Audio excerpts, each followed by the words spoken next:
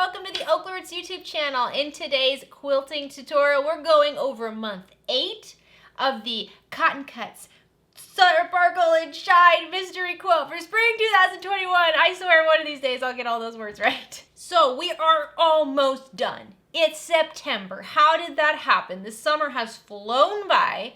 We've got this month, and then we've got month 9. I think more blocks are in month 9, and then it looks like month 10 we're going to be putting it all together. So we really are almost done. This is so much fun.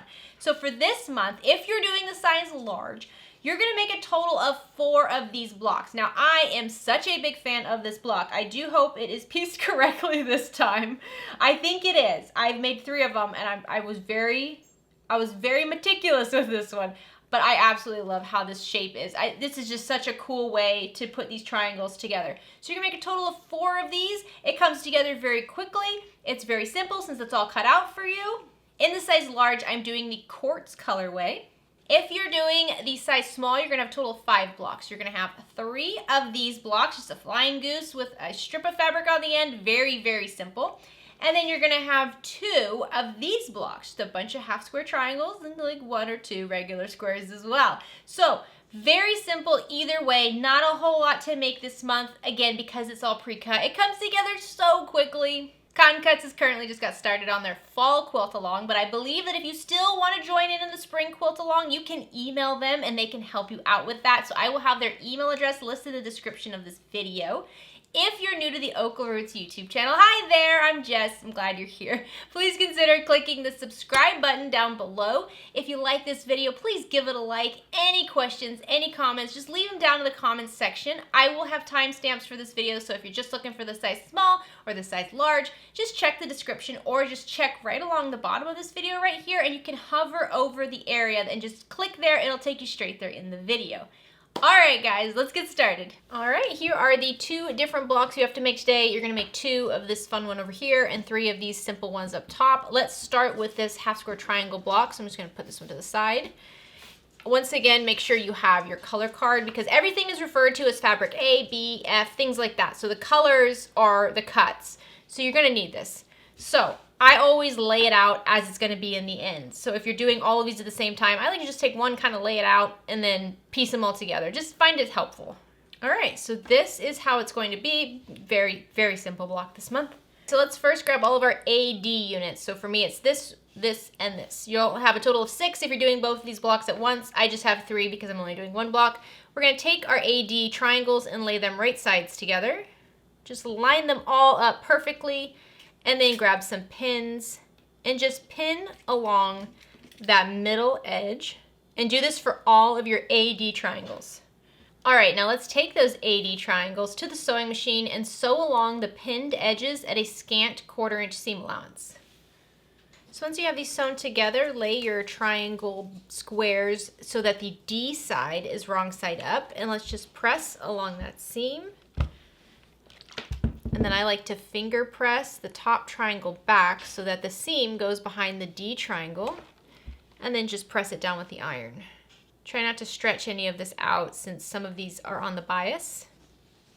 All right, so now let's work on the top row. So you have your AD half square triangle and your A square. Let's just make sure they're lined up correctly and then flip them right sides together. And then just pin along that edge. And now let's sew along this pinned edge at a scant 1/4 inch seam allowance. Now take your unit so that the A square is wrong side up, and let's press along that seam, and let's just finger press it so the seam goes behind the square, nice and gentle. And then I like to give it a good press on the back as well, just to hold those seams nice and flat. All right, now let's work on the middle row. So you have your AD half square triangle and then your F block. Just lay them right sides together and pin along their edge. And now sew along that pinned edge at a scant 1/4 inch seam allowance. All right, now lay your unit with the back of the F block facing up. And let's just press that seam behind that F square. And one more press on the back. All right, now the middle row is done, so let's finish up the bottom row. Let's combine the A and B triangles together, so just lay them right sides together, match up all of the edges perfectly, pin along their long edge. And now let's sew along that pinned edge at a scant 1/4 inch seam allowance. So my sewing machine is apparently hungry and kept trying to eat this block. I do not know why this block specifically, but we're gonna press this so the seam goes behind the B fabric. My block is pretty warped, but I think I'll be able to still salvage it. If it's too bad, I can cut out some scrap fabric and fix it. All right, now let's combine the 2 bottom half square triangles. Make sure you have them lined up correctly, and let's flip them right sides together and then pin along that edge. All right, now let's sew along that pinned edge at a scant 1/4 inch seam allowance. And now lay your unit so that the back of the B triangle is facing up, and we're just gonna press that seam behind that B triangle. There we go. All right, now we just have to attach these rows together, make sure it's all lined up appropriately. Let's start with the bottom 2 rows. Let's lay them right sides together. Your seams should be going in opposite directions right here in the middle, so they should just kind of like nest in with one another. All right, let's sew along the pinned edge at a scant 1/4 inch seam allowance. Once you have those 2 rows sewn together, lay it so that the middle row is wrong side up, and we'll press the seam behind that middle row. Okay, so now we just have to attach the top row the same way we did the bottom row. Let's lay it right sides together with the middle row. Once again, I like to kind of move around the middle seam so that they're right up against each other. That's how you get those perfect points, by lining up the middle seams first and then lining up the rest of the edge. Let's sew along that pinned edge at a scant 1/4 inch seam allowance. All right, once again, we're going to have the seam go behind the middle row. So lay it so that the middle row is wrong side up, press that seam, and then just finger press it behind that middle row. There we go. And then just give the whole block a good press on the back to get it as flat as possible. Okay, so for the small, you're gonna make 2 of those. Now let's work on the other block. The other block is very simple. It's just a flying goose with a long rectangle. So you're gonna make a total of 3 of these. So let's start with the flying goose. You can start with either one of these triangles, but just first lay it out how it's gonna go in the end, and then fold one of the triangles down, right sides together. Pin along that edge. And let's sew along that edge at a scant 1/4 inch seam allowance. All right, so lay this so that the smaller triangle, the A triangle, is wrong side up, and we're gonna put the seam behind that smaller triangle. Always being very gentle with these triangles so we don't stretch them. All right, once you have one triangle attached, go ahead and do the same thing with your other A triangle on the other side. Just pin them together to hold them in place. And now let's sew along this edge at a scant 1/4 inch seam allowance. Just like we did with the other triangle, we're going to press the seam behind the smaller A triangle and then give it a good press on the back. All right, now all we have to do is attach this big rectangle to our flying goose. So lay it out how it's supposed to be in the end and then flip them right sides together. Pin along their connecting edge. And now sew along that edge at a scant 1/4 inch seam allowance. And this time the seam is gonna go behind the big rectangle, so lay that wrong side up and then just press the seam behind that long strip. And there you go. You're gonna have 3 of these long strips and 2 of these rectangles, and that is what you're making for month 8 with the small quilt. Next up, let's work on these blocks for the large quilt. You're gonna make 4 of these this month, and I gotta be honest, this block is so cute. I actually think I might make some more of these blocks with my own fabric because I just love this design. So let's again always lay it out the way the pattern suggests first. All right, first we're gonna do the A-B triangles. So for me, that's the white and like aqua colors. So we're gonna lay those right sides together and then pin along their longer edges. And now let's sew along these pinned edges at a scant 1/4 inch seam allowance. If you're doing all 4 blocks at once, you should have a total of 8 of these. All right, now lay your unit so the back of the B triangle is facing up, and let's press those seams and then finger press the B triangle over that seam. Nice and gentle. This is all triangles, so we have to be really gentle. And just give it a quick press on the back to keep it flat. All right, so now we're gonna do all the AD triangles. So you can see for me, I have 5 here. If you're doing all the blocks at once, you're gonna have a total of 20 of these. So just take your A and D triangles and lay them right sides together. Okay, now take all of your AD units and sew along the pinned edges at a scant 1/4 inch seam allowance. So now for all of these little triangles, lay them so that the D triangle is facing wrong side up, and then press the seam behind the D triangle. So I just press them all once real quick and then finger press them gently.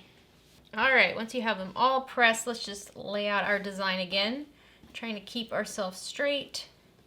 So let's first work on this top row. We're going to line up the squares and just pin them along their matching edges. Just use the diagram here to really help you organize this. I'm actually going to pin both sides at once to save time. So you can see I pinned over here on the left, and now I'm just going to lift up that left block, push it out of the way, grab my right block, and lay that down right sides together on the right side of my middle block. Now I'm going to pin the right block over here on the right side of my middle block. And now when I sew these, I just make sure that the other block is out of the way. And it just saves a little bit of time. So now I'm going to sew along both of these pinned edges at a scant 1/4 inch seam allowance. All right, once you have these sewn on, we're going to press the seam behind the outer blocks. So just take one of the outer blocks, lay it wrong side up, and press the seam behind the outer blocks. This is going to be on both sides. And then just give it a good press on the back. All right, top row's done. Now let's work on the middle row. So just like I did with the top row, I'm going to go ahead and pin both sides to that middle block at once, just to save a little bit of time. All right, now let's go sew along both of these pinned edges. Just be careful you don't accidentally sew the wrong block down here. So for this middle row, we're going to press the seam behind the middle block on both sides. So lay your middle block wrong side up and then press both of the sewn edges behind that middle block. All right, the top 2 rows are done. Now let's just finish up the bottom row. Same thing, we're just going to sew along both of the edges. So I'll pin each one carefully, make sure everything's lined up correctly. All right, now let's sew along both of these pinned edges at a scant 1/4 inch seam allowance. All right, for this bottom row, we're gonna once again press the seams behind the outer blocks. So just make sure there are no seams behind the middle block. Okay, so now we just have to combine all 3 blocks. We can actually do this just like we were doing the block. So if you wanna combine both rows at the same time, you can. Just make sure you don't accidentally sew down the top or bottom edge of the other row. So starting with the top row, I'm going to just flip it right sides together, and our seams in the middle row and on the top row should be going in opposite directions, so everything should line up really nicely. So I'm going to line up those seams first and pin there, and then I'll line up the rest of the edge. All right, and if you want to do this in 2 steps, you can, but just to save time, I'm going to do it in 1. I'm going to flip up that block that I just pinned, and I'm going to take my bottom block and flip it right sides together, and once again the seams should be in opposite directions of my middle block, so I can pin at the seams first and then pin out along the rest of the edge. All right, and then I like to lift up both of the raw edges like this so I know not to sew over them. And now let's sew along these 2 pinned edges at a scant 1/4 inch seam allowance. All right, once you have these rows all stitched together, we're just gonna press the seam behind the upper row. So the seam is gonna go behind the top row, and then the other seam is gonna go behind the middle row. They're all just going up towards the top. There you go, that's the large block for month 8. You're gonna make a total of 4 of these, and then you're done. So there we go, pretty easy blocks this month, not terribly time consuming. Again, the fact that we don't actually have to cut them out ourselves saves a ton of time. I think that we do spend more time ironing and cutting than we do sewing typically. So these come together so fast. So I hope that you're enjoying this quilt along. I know I am. We're just about there. We're almost to the end. We're gonna see what this whole quilt looks like. I'm so excited. I think it's gonna be beautiful. The colors are all beautiful. So this is gonna be a really fun quilt to see in the end in just a couple months. I cannot believe, like 2 more months and we're done. Thank you so much for sewing with me today. I hope you're having a great day. Have a fantastic rest of your week. Get out there and make something. Bye guys.